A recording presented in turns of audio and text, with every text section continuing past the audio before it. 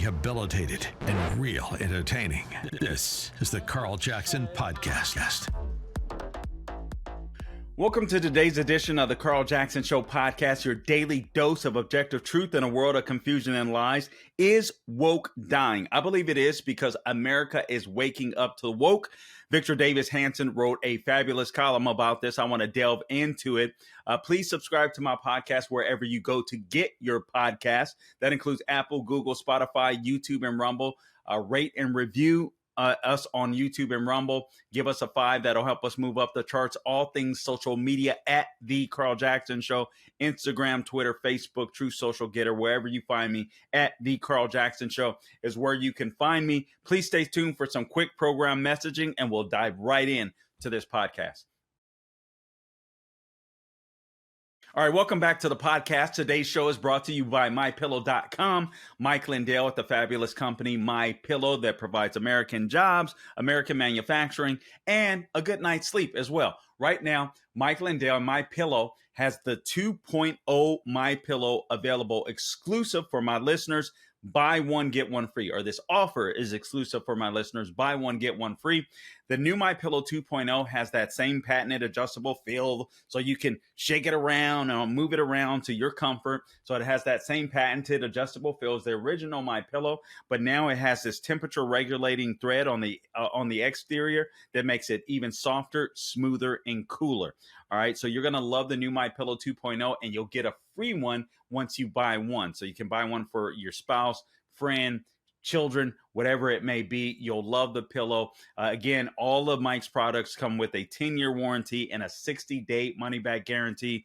All you have to do is go to mypillow.com, click on the radio listener square at the top of the page and enter my name, Carl, C-A-R-L. That's mypillow.com. Click on the radio listener square, enter my name, Carl, or give them a call if you prefer, 800-858-0263, 800-858-0263. All right, now let's get right into this topic. America wakes up to woke. All right, I believe America is waking up to this. This is slowly but surely, America is starting to get the crust out of their eyes. Oh, waking up to the truth that is woke, that is cultural Marxism, is basically what it is. Victor Davis Hanson, just a fabulous thinker, wrote this column entitled America Wakes Up to Woke. So he starts by saying this, and we'll get into the details. I'll explain to you there's 6 reasons or so why he believes that America is starting to wake up to this. So we'll dive into those shortly here. But basically, he starts off by saying wokeness was envisioned as a new reboot of the coalition of the oppressed, that intersectionality thing.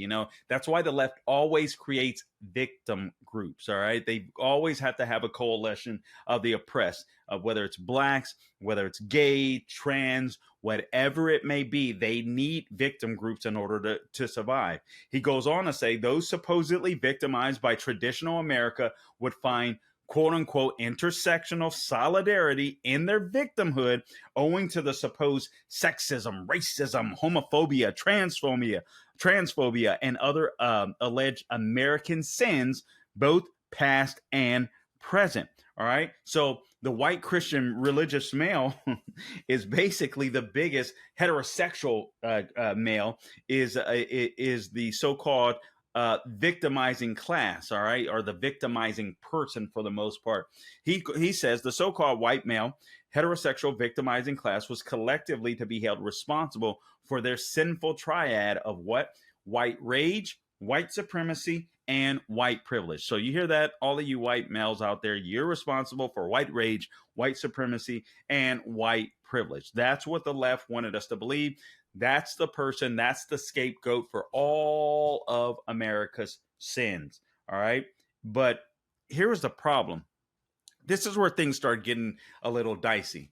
So even rich blacks could be a part of the oppressed class. Blacks that have succeeded in America beyond belief. They're in the top 1/10 of 1%. I mean, whether it's the Duchess of Sussex, Oprah Winfrey, LeBron James, this is what woke does. See, the way the left so brilliantly orchestrated this is everybody could be a part of this cultural Marxist movement. Everyone could be oppressed. right? It was no longer just class warfare. It was race and gender warfare added into it. So now everybody could be oppressed. Oprah could be oppressed, even though she has more money than she knows what to do with. The same is true for LeBron, all of these people. And then it's the California and New York elites that would determine the woke agenda as they see fit. So, and the minions, their voters follow their orders. Cali and New York, how come people don't leave those places unless they're Republicans or people with common sense getting out to Dodge? Because they buy into all of this woke stuff. It is their morality. That's what you have to understand. Blacks that have no connection to slavery are now entitled to billions in reparations from people that were never slave owners. How could they get away with this stuff? See, all of this stuff, when people started thinking about this more and the more it played out, I think people were like, this doesn't make sense. But it had to run its course. And it looks like Americans are waking up. All of the victims rally around the green movement, right? That is one thing. All of the oppressed, whether it's blacks, whether it's gays, whatever it may be, the LGBTQ communists, all of them rally around the Green New Deal and the the consumption of fossil fuels are bad because they have to have some type of morality. Everybody needs God. Everybody needs God.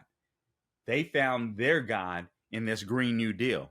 So then there's this new trans canon, basically new transgender canon. Victor Davis Hanson writes, with 3 sexes, you have sexes socially rather than biologically determined. So anyone could say, a man could say I'm a woman, vice versa. There's a large oppressed and transgender population.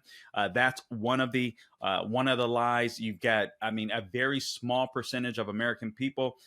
You're talking about off the unable to be measured, basically, where the left wants you to believe that there's so many transgender people that they are an actual class in and of themselves when they're gender dysphoric, and there's very few of them. Again, you're probably talking about, 0.1, 0.2, 0.3% of the population, if that.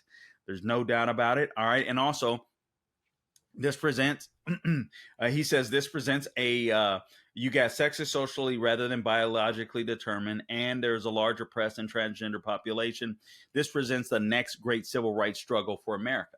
So now the trans thing is the new civil rights struggle. It's no longer blacks that need civil rights. It's like everyone can be in on this, right? It's the new civil rights struggle. It's amazing. It's amazing. He says, yet the rainbow fabric of woke is now fraying, and for a variety of reasons. So we'll get into those reasons. And he's right. It is. I think people are starting to wake up. Once you become a victim, it's like being soft on crime, if you will. Everybody's soft on crime until you get punched in the face. It's like a boxer too, I guess, right? Then all of a sudden you're not. But here's the problem. He said woke took off after the perfect storm. What was the perfect storm? The perfect storm was COVID. It was the lockdowns. And then you had the 120 days of rioting, the George Floyd riots, basically, the Trump derangement syndrome, all of this stuff. But now all of this stuff is waning. People aren't as mad. The George Floyd riots are, years away now at this point. So most of the catalysts that made woke so successful are absolutely waning. You don't even hear about Ibram X. Kendi as much anymore. All right. So temporarily unhinged Americans at the time are slowly reviving, he says. Millions of the comatose are waking up to normality and don't recognize their own country. Like at that time, people may have, even if they felt like George Floyd was unjustly killed, they look at where we are now, or even if they felt like the COVID lockdowns were justifiable, they look at where we are now and like, man, how the heck did we get here? This seems like such a different America than we were just a few years ago. Also, woke is retrogressive, right? It's reactionary. It's anti-civilization. And what I mean by retrogressive is it's the process of returning to an earlier time, in times that are specifically worse typically worse than where we are now. So decriminalizing the legal code, right? Defunding the police, all this kind of stuff, failing to apply norms to the homeless population, where you see the homeless population in places like California absolutely blowing up and going nuts.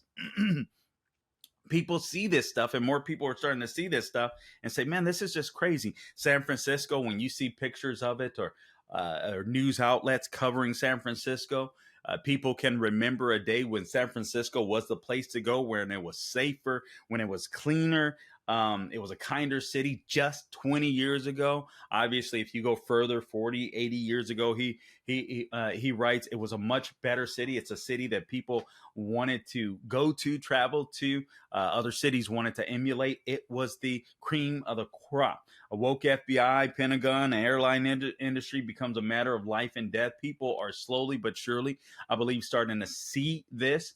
Especially once we see more of the Biden corruption. The third thing he talks about is in modern America, class is now a form of far more accurate metric of oppression rather than race or gender. So number one, he says woke took off after the perfect storm of COVID. Number two, woke is retrogressive. People are starting to see this. All right.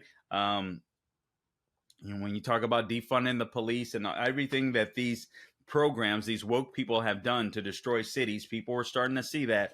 And like, man, okay, this woke stuff seems to take us to a more dangerous time, more nasty cities, and people are not liking it. Number three, all right, in modern America, class is now far more accurate metric of oppression than race or gender. So people were, you have race Marxism, right? But there's always been class warfare. There's been a class struggle. But what the woke people did, which is actually really brilliant, they just expanded it. We talked about that with Oprah Winfrey and LeBron.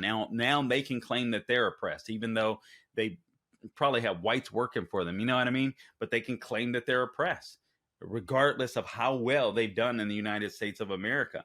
But class has always been, when people stop and think about it, class has always been a better metric or indicator of oppression than race or gender will ever be. I mean, consider Barack Obama, or consider the Obamas. They went to, they owned 3 mansions. He went to, and I believe she did as well, to Ivy League schools. They made great money at one point in time, and now, I mean, they're gazillionaires because they've cashed in off of their presidency. So it's absolutely amazing. He says it's one thing to restrict fossil fuel development if you're in the upper 1% income bracket.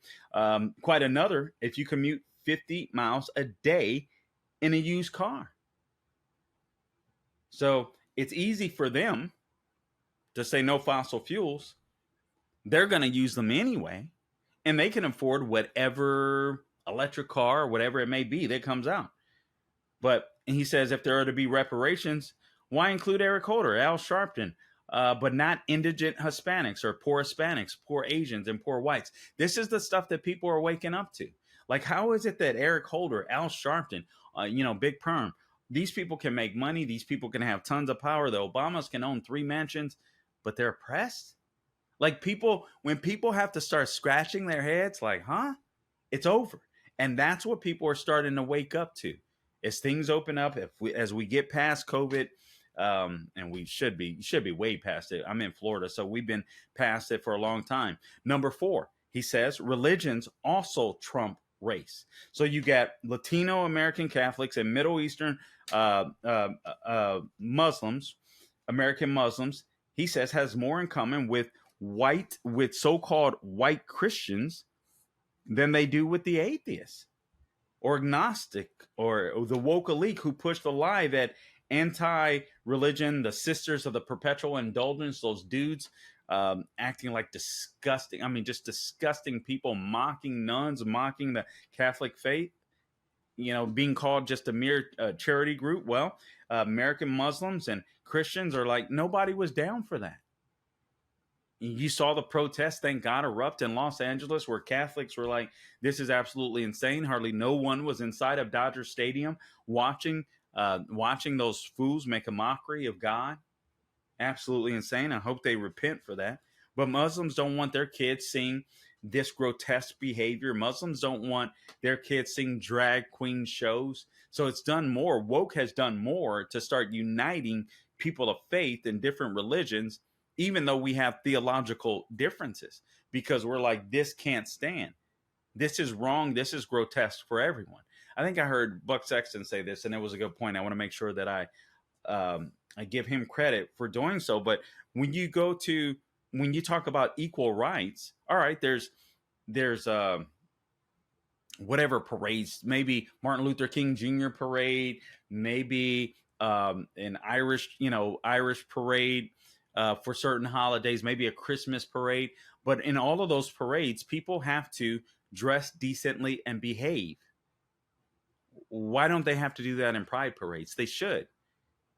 Equality means equality of behavior and expectations, even in public as well. And I thought that was a very great point. It is true. All right, number 5. Wokeism is cannibalistic. Even the children of woke architects with perfect SAT scores and 4.0 grade point averages are being rejected on the basis of their race at coveted Ivy League schools. After they've just shut down, or the Supreme Court rejected the racism of race-based college admissions, where people that didn't deserve to necessarily get a place at the table in an Ivy League school got them because they were Black and Latino, while whites and Asians were passed up simply because of their race. That's gone now, and the vast majority of people that have been polled are saying, yeah, we totally agree with this decision. The only way to stop discriminating is to stop discriminating. I mean, this is common sense, and more people are waking up to this, especially when they fall and they become victims of wokeism. So it's starting to die a slow death, in my opinion. Not to mention, in rich gated communities, people are starting to see crime where they never expected to see crime because they've hired these woke DAs, or elected these woke DAs. Oftentimes, George Soros funded DAs that are completely soft on crime when it comes to people that they are sympathetic towards, whether it's minorities, criminals in general. But they're harsh when it comes to people that they consider have privilege, whether it's whites, whether it's Republicans, whether it's the wealthy. And people are starting to see this. But you buy an expensive home, you buy a mansion in an expensive home in places like Beverly Hills, you know what you expect? You expect to be safe. But now in those places, those enclaves, it's not safe anymore. You have woke Hollywood celebrities that are losing movie roles simply because they're white. And so now that they're feeling the pain, they're like, whoa, wait a minute. This stuff isn't cool, cancel culture and all this woke stuff where we're just being replaced by people of inferior talent simply because of our race. So once they start experiencing it, it's like, whoa. The problem is, I think a lot of people in places like that are still scared to speak out. There's even woke movie directors don't want to be ordered around by Soviet-style commissars to hire their crews. Directors are like, wait a minute, if I'm filming a movie and it's on a particular subject where perhaps a Black person wouldn't necessarily be the main character, I shouldn't have to be forced. I'm not a racist. I'm just trying to make a film based upon some historical event or whatever it may be, and a Black wouldn't fit this role. I shouldn't be forced to hire a Black. It's not that I'm not racist. Or not that I'm a racist, this role doesn't call for it. So now that their artistic, acumen is being challenged, they don't want it. They don't want this woke stuff. Number 6, last but not least, wokeism is a dangerous diversion of American resources, speaking militarily. He goes on to say, Victor Davis Hanson does, the United States may have sponsored gender studies programs, flown pride flags, and bragged of George Floyd murals in Kabul. But meanwhile, its military suffered the most humiliating defeat in half a century as it skedaddled from Afghanistan. We surrendered there, basically, leaving behind billions of dollars in our in military equipment, terrorists as well, going around killing people because we just abandoned them. Could you imagine people that survived, how they'll feel about America? I hope they don't come back to hunt us. And then consider China. Our elite work to ban plentiful natural gas. Victor Davis Hanson writes, they subsidize transgendered activism abroad, lecture on sexual identities in the military. Wow, what is China doing? China's elite builds dozens of coal and nuclear plants. They've doubled the size of their navy, and they're preparing to absorb Taiwan. So while we've gone woke and people are seeing this, we're like, wait a minute. We're going green. We're going green, and China's building more coal-fired plants. So when people hear about this stuff, it's like, man, this woke stuff isn't as great as we thought it was. It isn't fair. It isn't just. It's wrong. It's wrong. So people are starting to wake up, because if we don't abandon wokeism quick, fast, and in a hurry, and I'm talking about cultural Marxism, if we don't abandon it, we're going to lose our civilization.